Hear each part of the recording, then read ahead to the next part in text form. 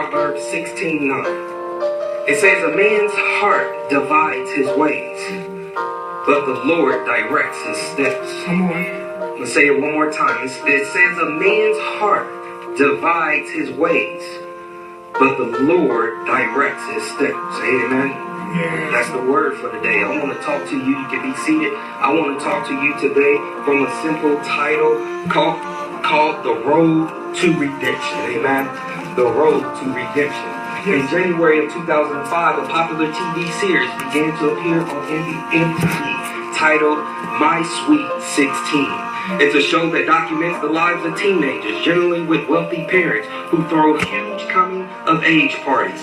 The show became so popular, it began to not only include 16-year-olds, but 18-year-olds and 21-year-olds. If you've ever watched the show you will see parents who are at the mercy of their children and regarding the planning of the special event of their birthday for their special day. In fact, these kids are very bold in reminding the parents that it's all about them on their special day. They are willing to throw temper tantrums that consist of being belligerent against their parents, disrespectful towards party guests, fighting amongst uninvited guests. They demand more money to purchase outlandish and expensive outfits. They constantly run over budget, expecting their parents to cover the tab. The parents not only cover the tab, but also rewards the children with even musical celebrity guests, such as Lil Wayne and Beyonce and all of these people, to perform at their party. Toward the end of the show, the narrator will summons all the partygoers outside the front of the building to get a front row seat of the biggest surprise of the night as it is revealed.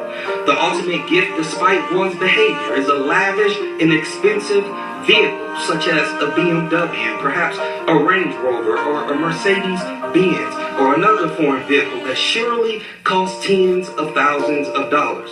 There's one episode in which the 16-year-old daughter was seen screaming at her mother, "Mother, I hate you." The mother bought this little girl a brand new Lexus SC430, costing roughly nearly $70,000.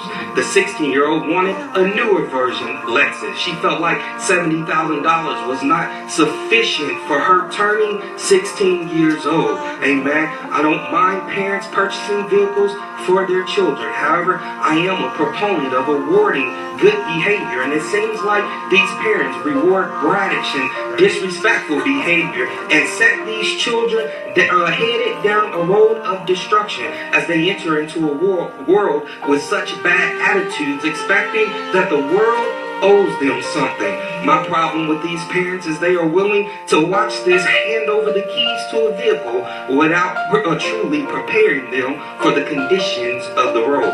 When I say road, I'm alluding to the conditions of your life, in addition to the fact that not only the conditions, but you have to be careful. When I say vehicle, I'm alluding to your attitude, to your disposition, how you carry yourself and how you care for others. So you have to be careful of the people who you let ride in your vehicle. Amen. And so like these children, on my Sweet 16, my stepfather helped purchase a vehicle for my twin sister. And when I had my hand out, he said, "Sylvester, how much was your last paycheck at Phil's Foodway?" It was a reminder that I was a man and that I had to work for what I wanted in life. Amen. However, I'm thankful that, yes, indeed, I was a mother's boy, a mama's boy. And because like those 16-year-olds, I pouted, I was upset and angry as to why my sister got a vehicle virtually handed to her and I had to work for mine. My mother, with all her wisdom, said, "Well, son, if you work hard and when you're able to save, we'll match whatever you can save." Before you noticed that I had $270 saved up, my mom matched it, and I had an orange hatchback Citation. Couldn't nobody tell me nothing. Two-door hatchback Citation, styling and profile. profiling rolling down Ames Avenue. Okay, my mother gave me a few words of wisdom as I took my vehicle down the road. She said, son, the roads can be dangerous, so be sure to pay attention to the signs of the road. She said, son, be careful who you let drive and ride in your vehicle.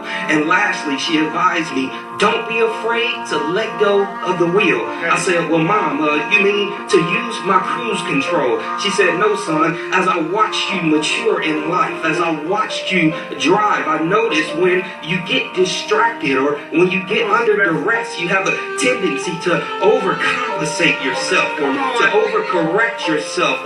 You're working too hard, Sylvester, and so let the wheel glide through your hands and let God stir you in the right direction. I said, well, no, Mom, I have to hold on to the wheel. The book says 9 o'clock and 3 o'clock. I have to hold on to the wheel. And with all her wisdom, she said, I can only teach you how to acknowledge the signs of the road, son. I'm not going to be here very long. So every once in a while, son, you're going to have to let go and trust God and let Him, watch this, take over the steering wheel of your life. Remember, I said the road means the conditions of your life, and your vehicle means your attitude, your disposition toward life. I have a question to ask you. What type of gas are you putting into your vehicle, or shall I say into your heart, into your spiritual mindset? So are you going to a full service gas station and allowing others to pump your gas for you, or are you studying thyself approved and taking ownership of the conditions of your life? The